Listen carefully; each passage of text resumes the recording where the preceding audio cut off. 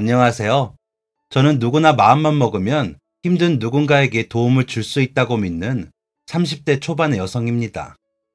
오늘 제 사연이 지극히 개인적인 이야기이면서도 누군가에게 분명한 도움이 될 수 있는 이야기이지 않을까 생각하며 한자 한자 정성껏 써내려가 볼게요.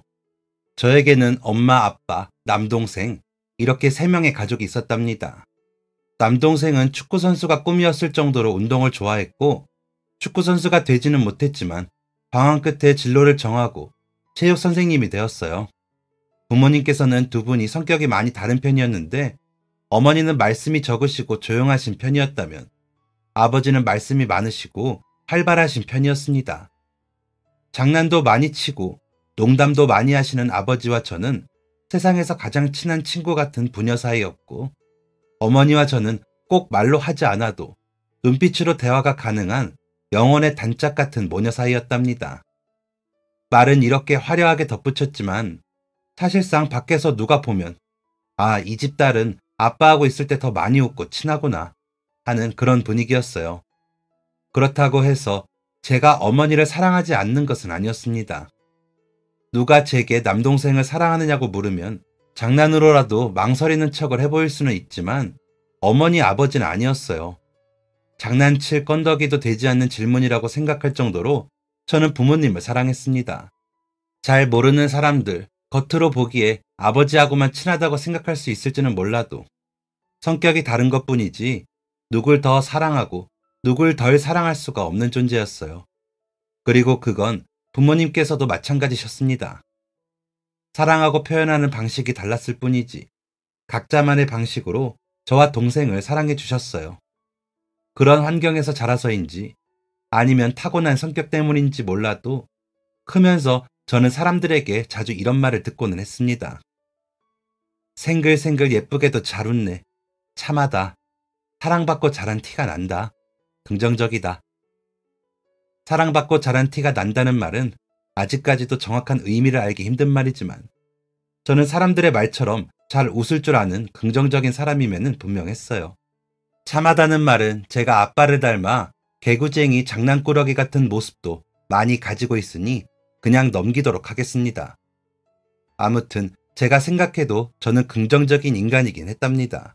생각해보면 부정적인 방향으로 생각을 해본 일이 극히 드물기도 해요. 작은 것부터 큰 것까지 다 합쳐도 10손가락 안에 들 정도였던 것 같은데 그중 가장 부정적인 생각은 제가 28살이 되어 직장 생활을 열심히 하고 있던 어느 가을날 찾아왔습니다. 부모님과 함께 할 수 있는 취미를 동생과 함께 탐색하던 중 활발한 아버지께서도 조용한 어머니께서도 다 함께 즐길 수 있는 등산을 계획하게 되었어요. 운동 좋아하는 동생은 당연히 오케이였고 다행히 부모님께서도 요즘 같은 가을에 산에 오르면 참 예쁘겠다 하시며 좋아해 주셨습니다. 그렇게 가족 등산을 시작하게 되니 장비 욕심이 들었던 저는 하루 행복을 가족들 등산용품 둘러보는 걸로 다 채워버리게 됐어요. 시간만 나면 핸드폰을 붙들고 어머니 아버지께 어울릴 등산복이나 장비들을 검색하게 됐고 몇 번의 쇼핑 끝에 어머니께 참 잘 어울릴 작은 등산 가방을 성공적으로 구매하게 되었습니다. 무거운 것 들고 산에 오르기 싫어하시는 어머니께 간단한 소지품 같은 것을 넣고 다니기 딱 좋은 가방이었어요. 어머니께 드리기 전 무게 테스트를 해본다고 가방 속에 얇은 옷도 넣어보고 지갑도 넣어보고 핸드폰도 넣어보며 대만족을 하고 있던 그때였습니다.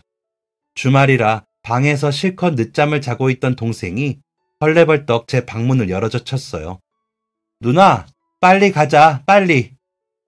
처음 보는 표정, 얼굴에 뻘뻘 흐르는 땀은 저를 웃을 수 없게 만들었고 메고 있던 가방을 던져버린 채 동생을 따라 택시에 올랐습니다. 도착한 곳은 한 병원이었어요. 정신없이 따라오긴 했지만 덜컥 겁이 났습니다. 야, 잠깐만. 왜 여기 온 건데? 전날 낮에 초등학교 동창 모임에 가셨던 부모님께서 모임이 끝나고 돌아오시는 길에 사중 추돌 사고로 다치게 된 것이었습니다. 수술이 필요한 급박한 상황 속에서 극심한 공포에 덜덜 떨리는 손으로 겨우겨우 수술 동의서에 사인을 하고 열리지 않는 수술실 문 앞을 몇 시간이나 서성였습니다.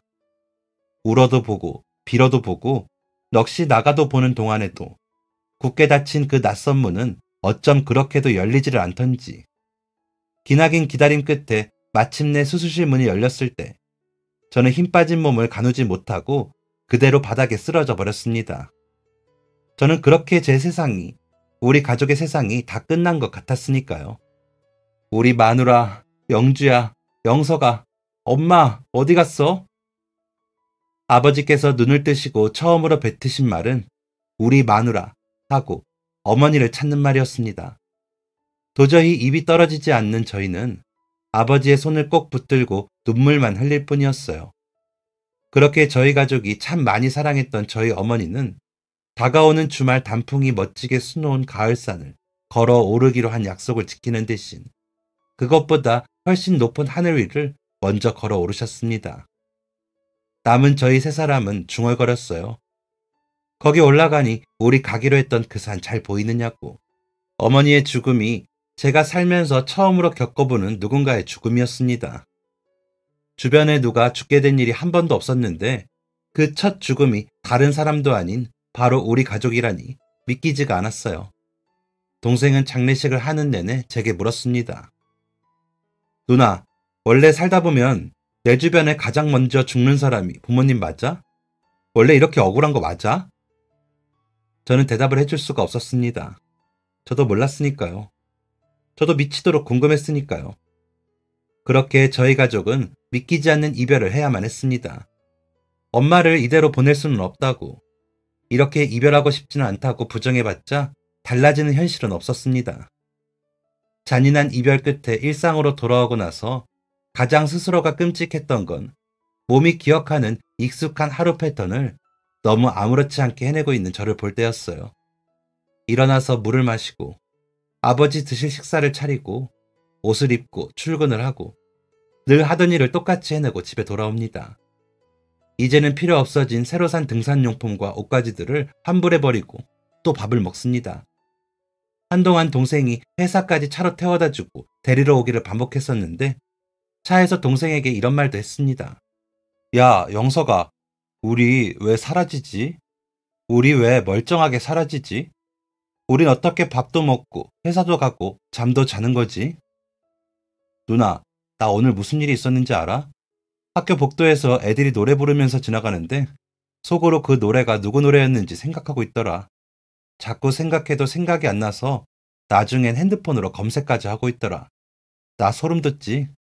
내가 지금 인터넷에 노래 제목이나 검색하고 있을 때가 아닌데. 그랬습니다. 어머니께서 돌아가셨다는 생각에 엉엉 울고 정신을 못 차리고 다 해놓고도 사실 실감이 나지 않았습니다. 안방문을 열면 화장대 앞에서 로션을 바르다 왜? 하는 표정으로 뒤돌아보는 우리 엄마가 있을 것 같고 회사 끝나고 집에 오면 왔어? 하고 현관문 앞에 서 있는 우리 엄마가 있을 것 같았어요. 계실 것 같은 자리에 그냥 없을 뿐이지 계실 것 같은 그 느낌은 여전했습니다. 이제 보고 싶어도 볼 수 없다 라는 것은 저희에게 너무 와닿지 않는 현실이었어요. 저희를 잘 모르는 누군가들은 위로를 하기 위해 앞서 말한 그러한 상황들을 괜찮아지는 과정이라고 달래주곤 했었는데 저는 그 말에 많이 의지를 했던 것 같습니다. 그래서 스스로 점점 괜찮아지고 있다고 생각을 하게 됐나 봐요. 주변에서 누가 요즘 좀 어떠냐고 조심스레 물으면 이제 정말 괜찮다고 대답을 했습니다. 아무런 바깥 약속도 잡지 않고 회사 외엔 아무 사람도 만나지 않고 있었지만 제법 평범한 일상으로 돌아온 기분이었어요. 몇 달째 저의 기사 노릇을 자처하던 동생에게 이제 버스 타고 지하철 타도 괜찮을 정도로 정말 괜찮으니 혼자 가겠다고 말을 하고 나선 출근길에서 시간 맞춰 도착한 버스에 오르다 말고 뒤를 돌아 정류장에 주저앉기 전까지는 말입니다. 있어야 할 자리에 지갑이 없었어요. 있어야 할 자리에 없는 엄마처럼. 결국 회사에 반차를 내고 집으로 돌아갔습니다. 모두가 출근하고 텅 빈 집안을 다 뒤져보아도 지갑이 보이지 않았어요. 미치고 팔짝 뛸 노릇이었어요. 지갑 가장 깊숙한 속 안에 고이 넣어두었던 어머니의 사진이 아까웠습니다. 왜였을까요? 사실 단순한 사진일 뿐인데 그것까지 잃게 되면 정말 어머니를 잃는 것 같은 기분이 들었습니다. 집이 아니면 어디서 잃어버린 건지 정류장부터 병원, 회사까지 모든 곳을 돌아다니면서 수소문하고 찾아보았지만 끝내 지갑을 찾을 수가 없었어요. 지갑 안에 든 카드의 분실 신고를 하고 나서도 찝찝한 마음에 완벽히 포기가 되질 않았습니다. 그래도 제 하루는 평범하게 흘러갔어요. 회사에서 저는 말 못할 슬픔을 겪었지만 공과사를 잘 구분하는 직원, 이라는 소리를 들을 정도로 평소와 똑같았습니다. 그러고는 아무렇지 않은 척 회사에 갔다가 집에 돌아와 아무렇지 않은 척 가족들을 대하고 방에 들어와 문을 닫는 그 순간부터 완전히 저를 방전시켰어요.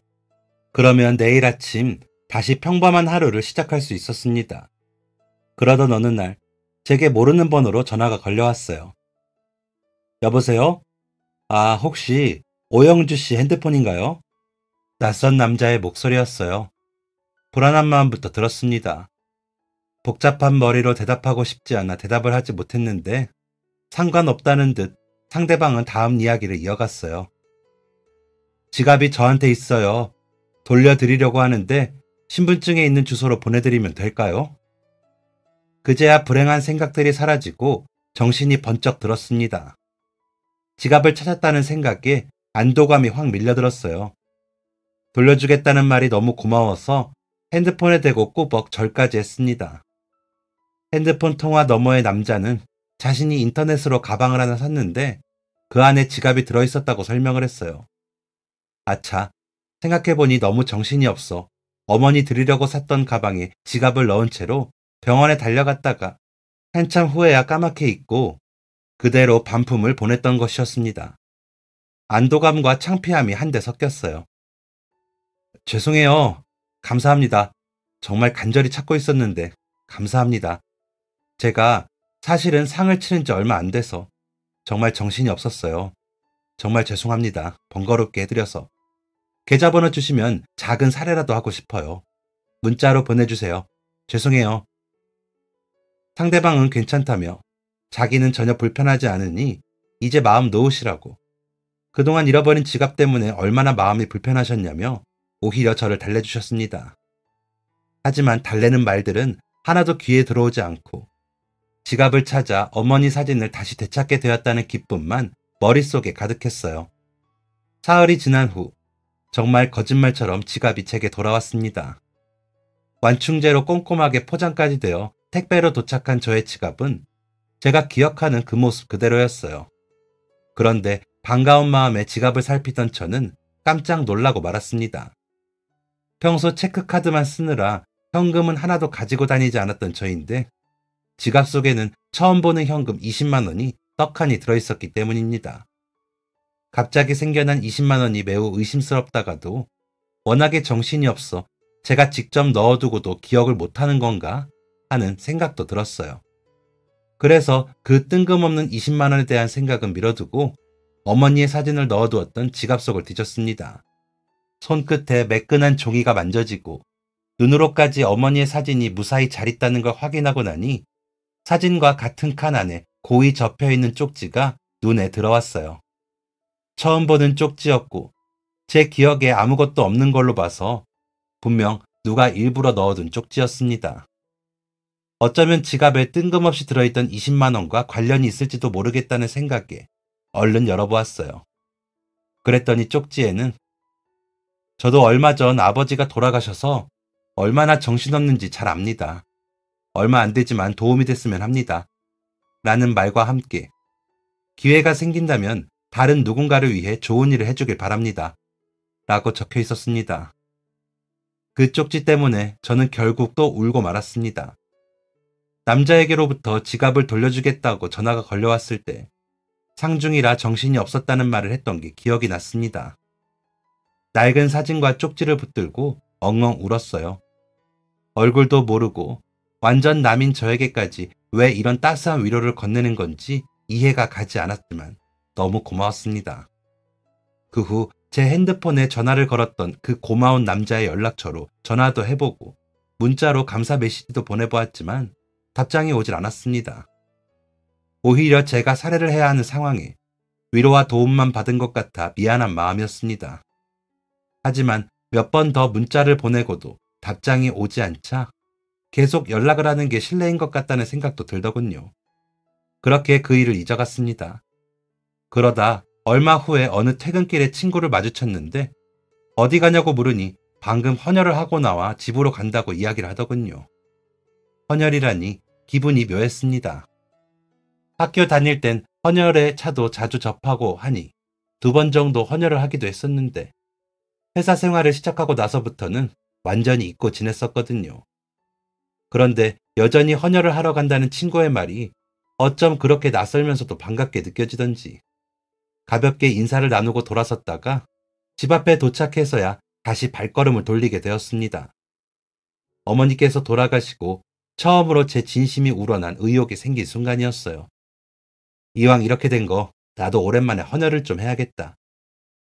사실 가장 큰 이유는 얼마 전 잃어버린 지갑 속에 들어있던 쪽지 때문이었습니다. 기회가 생긴다면 다른 누군가를 위해 좋은 일을 해주길 바란다던 그 쪽지 말이에요. 잃어버린 지갑을 찾아준 것에 대해 사례를 바라는 게 아니라 다른 사람을 위해 또 다른 좋은 일을 해달라던 그 멋진 말이 마음에 남아서 집에서 가장 가까운 헌혈의 집을 찾아 그렇게 오랜만에 헌혈을 다시 하게 됐습니다. 제 몸의 피를 뽑기 위해 팔뚝에 바늘을 꽂는 것이 여전히 무섭긴 했지만 견딜 수 있는 잠깐의 고통이라는 것을 알고 있었어요. 그리고 잠시 문진을 하는 동안 옆에 놓여있던 어느 책자를 우연히 읽어보게 되면서 제 마음은 다시금 20살, 뜨거웠던 그때의 마음처럼 서서히 불타오르기 시작했습니다. 혹시 조혈모세포 기증, 이거 하려면 어떻게 해야 해요? 이왕이면 조금이라도 더 의미 있고 가치 있는 일을 함께 하고 싶었습니다. 물론 헌혈 자체로도 충분히 의미 있는 일이라는 걸 알고 있었지만요. 제가 물으니 선생님이 반가운 목소리로 설명을 해주셨어요. 그렇게 전 난생 처음 조혈모세포 기증이라는 낯선 단어 앞에 첫걸음을 내딛었습니다. 조혈모세포는 적혈구, 백혈구, 혈소판을 만드는 줄기세포인데 혈액의 어머니라는 뜻이라고 합니다. 흔히들 알고 있는 골수 등에 분포해 있어요. 백혈병 같은 혈액암 환자들은 이 조혈모세포가 건강한 혈액세포를 만들지 못한다고 합니다. 그래서 병의 치료를 위해 다른 사람의 건강한 조혈모세포 이식이 필요하다고 해요. 그런데 이 조혈모세포 이식을 하려면 환자랑 기증자의 특정 유전자형이 반드시 일치해야 한다고 합니다. 그런데 그 확률이 형제 자매는 25%, 부모는 5%로 매우 낮고 타인은 무려 0.005%에 불과하다고 하니 슬픈 현실이 아닐 수 없었습니다. 그러나 낮은 확률이라고 하더라도 더욱더 많은 사람들이 기증 신청을 한다면 유전자형이 맞는 사람을 찾기도 쉬워지지 않을까 하는 생각이 미치자 이런 일이야말로 더 많은 실천이 필요한 이유라는 생각이 들었고 실행에 옮기게 된 것입니다. 이렇게 말씀을 드리면 그거 골수이식 아닌가? 하고 생각하실 수도 있어요. 백혈병 환자가 나오는 드라마 등에서 골수이식이 필요하다 라는 대사가 나오는 장면들을 한 번쯤 보신 적이 있을 것입니다. 이게 조혈모세포랑 같은 개념이라고 합니다. 단, 저희가 그러한 드라마 등에서 보았던 엉덩이 뼈를 통해서 채취하는 고통스러운 골수이식 방법은 이제 거의 사용하지 않는다고 해요. 그렇게 저는 일반 헌혈을 하던 때와 같이 전혈을 하면서 따로 혈액을 일부 채취했습니다. 가져간 혈액 샘플은 저의 유전자형을 등록해두고 나중에 일치하는 환자를 찾는 데 쓰인다고 하셨어요. 제 유전자형과 일치하는 환자가 나타난다면 그때 약 3일간 입원을 해 각종 검사를 마치고 기증이 진행되는 것입니다. 그렇게 헌혈을 마치고 나오는 길, 한결 기분이 가벼워진 저를 발견할 수 있었어요. 그리고 과연 언제쯤이 되면 제 선택이 누군가에게 도움이 되는 날이 올까 기다려지기도 했습니다. 그렇게 신청을 해두면 금방이라도 연락이 올 줄 알았는데 그렇지가 않더군요. 제가 조혈모세포 기증 신청을 했었다는 게 일상에서는 전혀 생각나지 않을 정도의 시간이 흘러버렸습니다. 그게 아마 1년하고 6개월 정도가 흐른 시점이었을 거예요. 자신을 조혈모세포 은행협회에서 일하는 직원이라고 소개한 그 사람은 저와 유전자형이 일치하는 분이 나타났다며 여전히 제가 기증을 할 마음이 있는지를 확인했습니다. 기다리던 전화라 반갑기도 하면서 순간적으로 멈칫하며 망설여지기도 했지만 이미 제 입은 센터에 방문한 날짜와 시간을 약속하고 있었어요. 전화를 끊고 한참 동안 가슴이 두근거렸어요. 그날은 점심도 먹는 둥 마는 둥 하고 잠자리에서도 한참이나 뒤척였습니다. 내가 정말 이렇게 엄청난 일을 하게 되는 건가? 한 번도 해본 적이 없는 일이니 솔직히 실감이 잘 나지도 않았어요. 그리고 다음날 오전 회사에 반차를 내고 담당하시는 직원분을 만나 더 상세한 유전자 검사를 위해 두 번째 혈액 채취를 하게 되었습니다.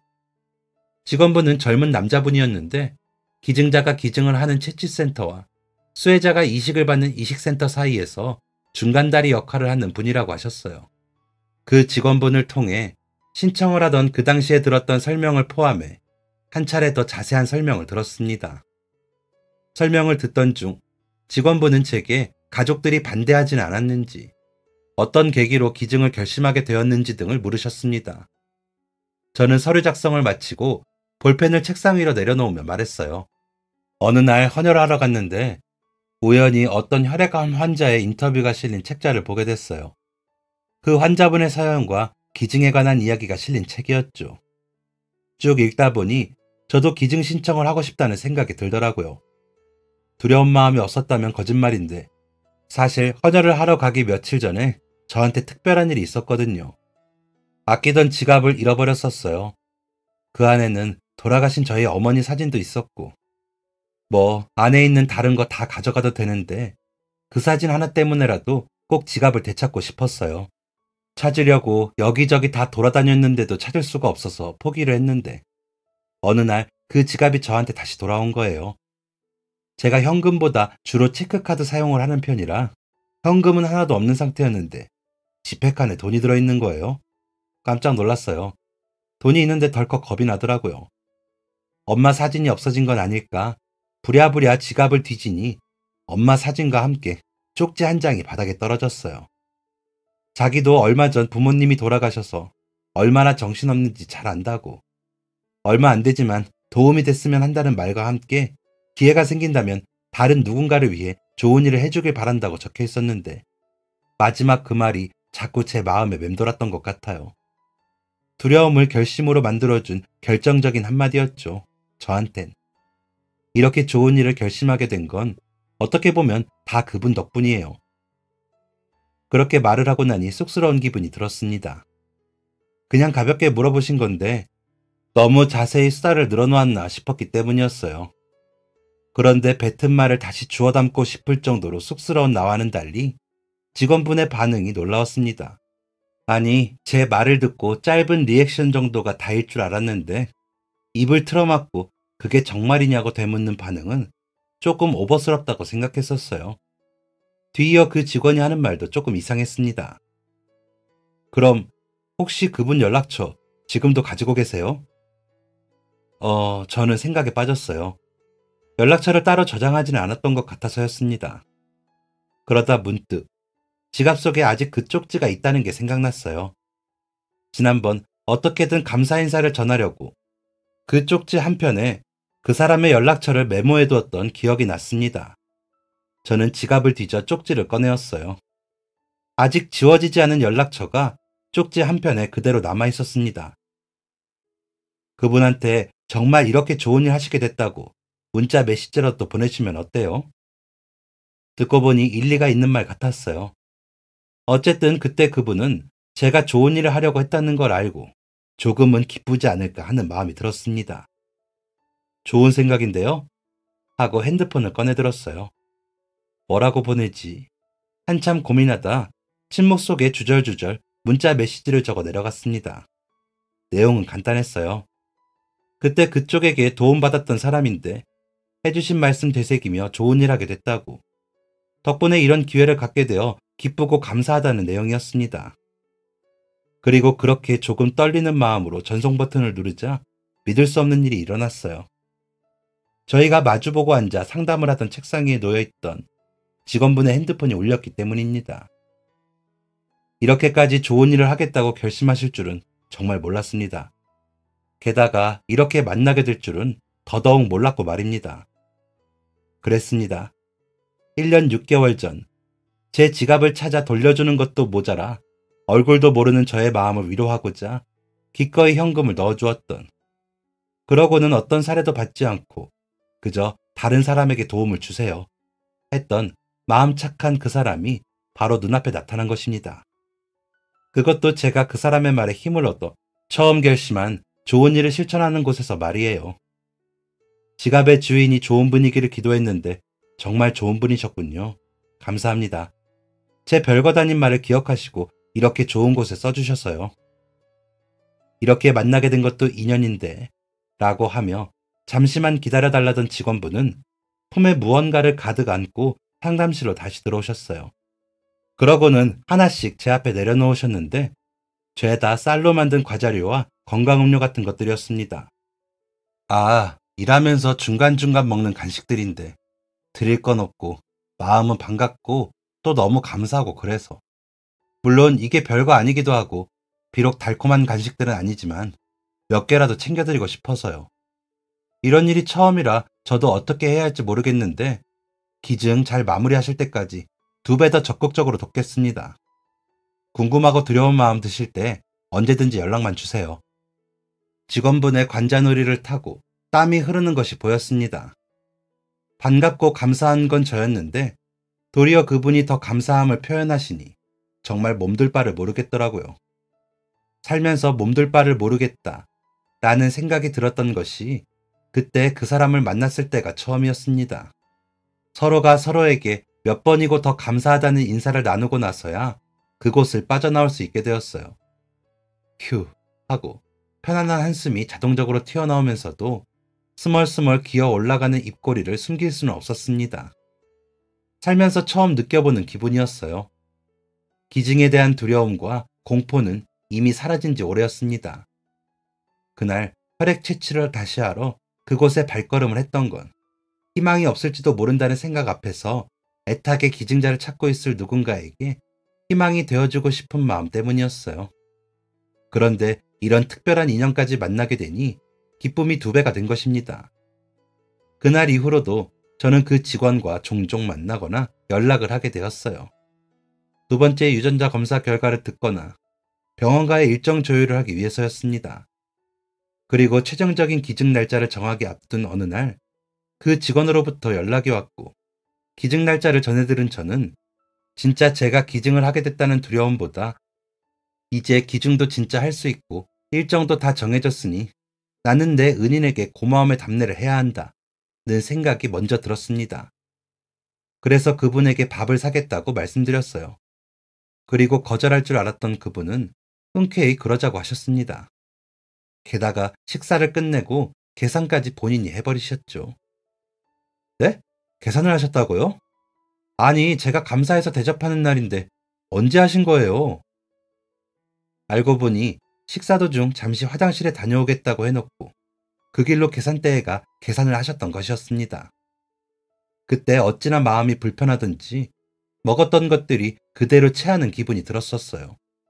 그분은 제가 길길이 날뛰며 대체 왜 그러시는 거냐고 물으니 이렇게 대답했습니다. 좋은 일 하시는 분 좋은 식사 대접해드리고 싶어서 제가 편법 좀 썼어요. 사실 이렇게까지 화를 내실 줄은 모르고 마음 불편하시게 할 생각은 없었어요. 죄송해요. 생각해보면 제가 화를 낼 이유도 없었어요. 저도 제 마음 편하자고 식사를 대접하려 했던 것이니까 말입니다. 결국 저는 기증을 끝내고 나면 다시 한번 밥을 사겠다는 약속까지 하고 나서야 그 직원분과 헤어졌습니다. 그리고 약속한 날이 다가왔어요. 아무렇지 않았던, 그저 누군가에게 희망을 줄 수 있다는 뿌듯한 마음뿐이었던 그동안과는 달리 막상 그 당일이 되자 떨리는 심장을 주체할 수가 없었습니다. 정말 긴장되더군요. 정말 하는 건가 하는 생각이 몇십 번이나 넘게 떠올랐습니다. 두려움과 책임감이 동시에 몰려왔어요. 그런데 그런 제 마음을 어떻게 아는지 이번 첫날 아침부터 그 직원에게 연락이 왔습니다. 그분에게 응원 가득한 말을 듣고 집을 나서면서 가족들에게도 한 차례 응원의 말을 듣고 나니 조금씩 마음이 차분해지면서 힘이 났어요. 아니, 진짜 용기가 났다는 표현이 더 맞는지 모르겠습니다. 많이 두려워지면 영준님 조혈 모세포를 받게 될 그분을 한번 떠올려 보시라. 던 직원분의 말이 계속 떠오르기도 했어요. 왜 병에 걸렸는지, 아무 영문도 모른 채 죽음이라는 공포와 고통 앞에 한 줄기 희망만을 간절히 바라고 있을 그 누군가, 그리고 그 누군가의 가족들을 생각하니 마음이 착잡했습니다. 매일 희망과 절망을 오가다 보면 힘든 치료 속에도 버텨내고자 했던 마음이 사라져버리진 않을까. 얼마나 포기하고 싶고 그럼에도 또 얼마나 간절하실까. 그리고는 마지막으로 공여자를 찾았다는 소식을 듣고 기뻐하셨을 얼굴 모를 그분의 표정을 떠올렸어요. 저는 단순히 두렵기만 했던 몇 달 동안의 준비 기간 동안에도 기나긴 하루들과 씨름했을 그분을 생각하면 제 옅은 두려움 따윈 아무것도 아니었습니다. 누구라도 살 수 있는 사람이라면 살리고 싶다. 라는 게 저의 욕심 아닌 욕심이었습니다. 그렇게 이번 둘째 날, 드디어 기증이 이루어졌습니다. 한쪽 팔에서 피를 뽑아 조혈 모세포만 추린 후, 나머지 혈액은 다른 쪽 팔로 다시 넣어주는 방식이었어요. 긴장했던 것보다 몹시 간단한 방식이었고 편안한 마음이었습니다. 기증 후에 어지러움, 두통, 피곤함 등을 느낄 수 있기 때문에 컨디션을 지켜보고 혈액 검사 수치를 확인하기 위해서도 하룻밤을 더 병원에서 보내야 했고 총 3일간의 입원 끝에 나는 퇴원을 하게 되었답니다. 직후엔 조금 피곤하고 어지럽긴 했지만 정말 잠깐이었고 생각보다 너무 아무렇지 않은 저의 모습에 아버지께서도 크게 안심하셨어요. 이제 제게 기증을 받게 된 그분에게 좋은 결과가 있기를 마음속으로 기도하는 일만 남은 것이었습니다. 그렇게 일주일 정도 후, 한 번 더 혈액 검사를 하고 수치가 정상으로 돌아왔는지를 확인하는데, 그때 다시 그 직원분을 만나게 되었습니다. 몸은 좀 어떠세요? 직원분은 가장 먼저 저의 몸 상태를 물었어요. 이미 괜찮다고, 너무 아무렇지 않게 일상생활 중이라고 연락을 통해 전했는데도 불구하고 그랬습니다. 저 일을 하면 습관적으로 그렇게 되는 건가? 하고 생각했어요. 그리고 몇 가지 건강 상태를 더 확인해 보시던 직원분이 자리를 마무리하고 일어나며 말씀하셨습니다. 그럼 우리 밥은 언제 먹을까요? 하고 말이에요. 아차 싶었어요. 잠깐 깜빡하고 있었습니다. 내가 먼저 물었어야 하는 건데, 내가 사기로 한 자리이니 내가 먼저 약속을 잡았어야 했는데, 하고 뒤늦은 후회가 밀려왔습니다. 그래도 그 주 주말 저녁 약속을 잡고 그렇게 또 시간이 흘렀어요. 기증에 관한 이야기, 그리고 각자의 생각들을 이야기하다 보니 식사 자리는 지난번보다 훨씬 더 부드럽게 흘러갔습니다. 해냈다는 제 마음이 한몫했던 것인지도 모르겠어요. 아주 편안한 마음이었습니다. 후식으로 차 한 잔을 마시러 들어간 한 카페에서 그 직원분이 전혀 예상하지 못했던 말로 저를 당황하게 만든 것만 제외하면 말이에요. 영주님, 저희 앞으로 이렇게 몇 번 더 만나보면 어떨까요? 오늘을 끝으로 더 만나게 될 일이 없다고 생각하니 아쉬워서요. 사실 그날 갑자기 제가 계산을 했던 것도 한 번 더 영주님이랑 식사할 일을 만들고 싶어서 일부러 그랬거든요. 제가 영주님에게 마음이 많이 갑니다. 갑작스러우시겠지만 몇 번 더 만나보시면서 저에 대해 조금씩 알아가 보시면 어떠실까요? 매우 정중하고 매우 조심스러운 말이었지만 매우 당황할 수밖에 없었습니다. 그런데 또 웃긴 건 바로 거절을 하고 싶은 마음이 들지 않는다는 점이었어요. 저도 그 사람의 위로에 마음이 따뜻했었으니까요. 결국 대답을 대신해 고개를 작게 끄덕이며 다음 만남을 약속하게 되었고, 그 직원분은 하루에 2번 정도 제가 부담스럽지 않은 선에서 연락을 해왔습니다. 주로 하는 얘기는 날씨 얘기에, 밤 얘기에, 그날 하루 어땠는지에 대한 이야기였지만 싫지 않았어요. 매일 비슷한 흐름의 이야기라 하더라도 지루하지 않았습니다. 그러다 보니 어느새 제가 그분의 연락을 기다리고 있더군요. 그리고 그분과 6번째 식사를 하던 날, 이제 그만 제 마음을 전해야겠다는 생각에 편지를 써 약속 장소로 나갔어요. 영화를 보고 밥을 먹고 칵테일 바에 가 무알콜 칵테일을 시켜놓고 대화를 나누면서 제가 써온 편지를 건넬 타이밍을 보고 있는데 그분이 먼저 주머니에서 무언가를 꺼냈습니다. 그분이 주머니에서 꺼낸 것은 바로 편지. 화들짝 놀랐어요. 아닌데, 내가 먼저 줘야 하는데 하는 후회가 밀려왔습니다. 그런데 애써 웃어 보이며 펼친 편지는 남자가 쓴 편지가 아니었습니다. 감사 편지를 보내셨어요. 한 줄 한 줄 다정한 문구가 줄지어 있는 그 편지는 제게로부터 조혈 모세포를 기증받았던 그 환자분께서 보내주신 편지였어요. 온통 예쁜 말들로 가득한 그 편지를 읽고 있으니 가슴이 뭉클했습니다. 사실 일상생활을 바쁘게 하는 것도 있었고 갑자기 찾아온 간지러운 연애 기류에 잠시 제가 기증을 했다는 사실도 잊고 있었습니다. 그런데 감사 편지라니 예상 밖의 일이었어요.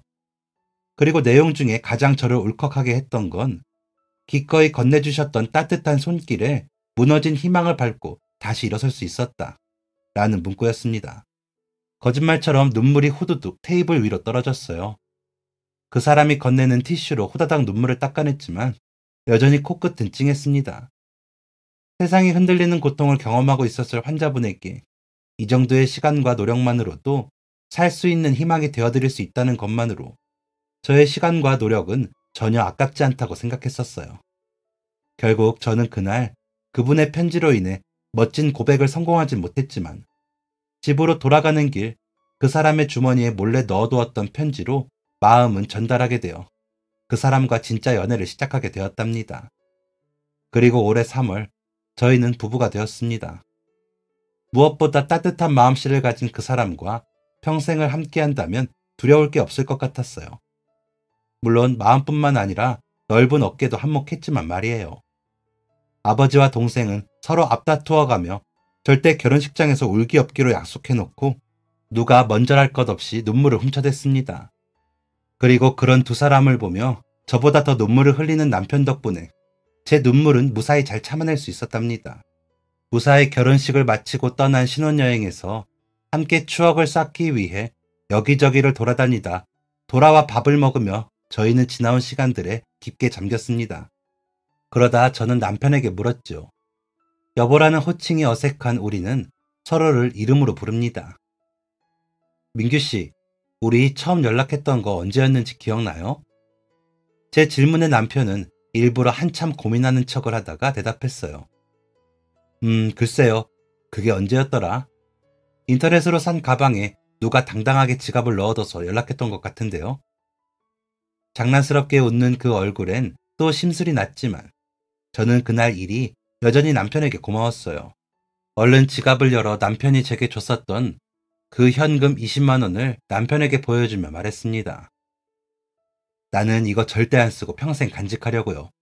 돈이 아무리 급하고 궁한 순간이 오더라도 이건 절대 안 쓰고 평생 간직할 거야. 근데 그때 왜 그랬어요?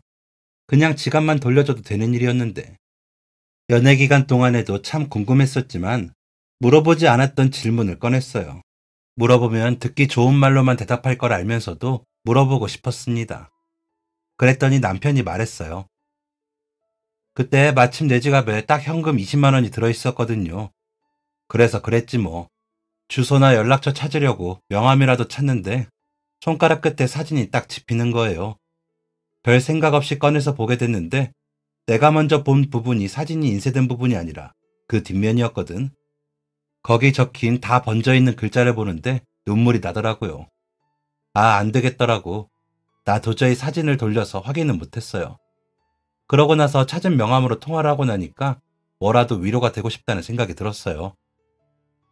남편이 말한 사진 뒷면에 적힌 문구는 짧지만 제가 좋아하던 문구였습니다. 엄마 사랑해. 함께 지갑 속에 들어있던 아버지의 사진에도 같은 문구가 적혀 있었어요. 아빠 사랑해. 어릴 때부터 그렇게 좋아하던 사랑해라는 말이 크고 나니 잘 나오지 않아 사진 뒷면에 괜히 적어놓고 그랬었습니다. 그걸 미래의 제 남편이 보게 될 거라고는 생각도 하지 못한 채로 말이지요. 또 다른 이야기를 막 나누다가 근데 그때 그 가방은 대체 왜 산 거냐고 묻는 저의 질문에 남편은 희미하게 웃었습니다. 영주 씨네 가족은 그때 더 슬프지 않기 위해 등산을 그만둘 수밖에 없었지만 우리 집은 등산이라도 해야 어머니가 살 것 같았어요. 그래서 엄마 사드리려고 산 거였어요. 그러니까 그 사진이 더 마음에 와닿았나 봐요. 근데 난 영주 씨가 내가 남긴 쪽지를 보고 그렇게까지 멋있는 일을 실천할 사람일 줄은 그땐 몰랐어요. 많이 놀라고 반가웠어. 그때. 상담실에서 영주 씨가 그 이야기를 꺼냈을 때 고마워요. 그렇게 예쁜 마음으로 내 앞에 나타나줘서. 남편은 말을 하며 저를 꼭 안아주었습니다. 그 품은 정말 편안하고 따뜻했어요. 저 또한 정말 고마웠다고, 가장 힘들 때에 큰 힘을 줘서 정말 고마웠다고 남편을 꼭 안았습니다. 어쩌면 어머니가 하늘로 떠나시고 제게 맺어준 인연일지도 모르겠다는 생각이 들었어요. 너무나도 소중했던 한 사람을 떠나보내본 저희 두 사람이기에 다른 사람의 목숨에 더 깊이 공감하고 실천할 수 있었는지도 모르겠습니다. 이 세상에 저만이 그 사람을 도울 수 있었다는 것, 신기한 그 사실 하나만으로도 저는 아직까지 감사한 마음으로 살고 있습니다. 저 또한 잘 이기고 살아내준 그분에게 너무 감사하고, 또 이런 실천을 하기까지 익명의 존재로 힘이 되어주었던 지금의 남편에게 감사합니다. 저 혼자라면 결코 경험할 수 없었을 고귀한 경험을 했다고 생각해요. 혹 이 이야기를 듣고 조혈 모세포 기증에 관해 궁금하신 분들이 계실까 한마디 더 남기자면, 기증에 필요한 입원비, 교통비 모두 기증자가 부담하는 건 없었다고 말씀드리고 싶습니다. 굳건한 마음과 건강함만 있다면 당신도 누군가를 살릴 수 있는 그런 사람이 될 수 있을지 모른답니다. 그러니 관심을 가져주세요. 제 인생에 가장 아름다운 기억이 있다면 그건 바로 기증을 하기 위해 첫 바늘을 팔뚝에 꽂았던 그때 그 순간이니까 말입니다. 많은 사람들이 저와 같은 순간을 가질 수 있었으면, 그래서 그로 인해 많은 사람들이 다시 건강을 찾을 수 있었으면 좋겠습니다. 함께 나누면 좋은 것들이 세상이 참 많이 있지만 건강을 나눈다는 것은 또 얼마나 아름다운가요? 저는 앞으로도 남편이 하는 일에 맞춰 더 많은 것을 나누고 함께 할 수 없는지 알아갈 예정입니다. 하늘에 계신 저희 어머니께서 이런 저를 보며 흐뭇하게 그 예쁜 미소를 지으실 수 있길 바라면서요. 언제나 저를 아껴주시는 저희 아버지께서 이렇게 잘 살아가는 저를 보며 편안한 마음으로 남은 생을 즐겁고 건강하게 살아가실 수 있길 바라면서요. 다 큰 누나 걱정에 귀찮은 일도 마다 않던 무뚝뚝한 남동생이 누나 걱정 없이 제 연애하고 애들 즐겁게 가르칠 수 있길 바라면서요. 제 목표와 소망은 여기까지만 말씀드리고 좋은 소식 생기면 또 사연 보낼게요. 이야기 들어주셔서 감사합니다. 지금까지 사연 들어주셔서 감사합니다. 사연이 재밌으셨다면 구독과 좋아요를 눌러주세요. 감사합니다. 안녕히 계세요.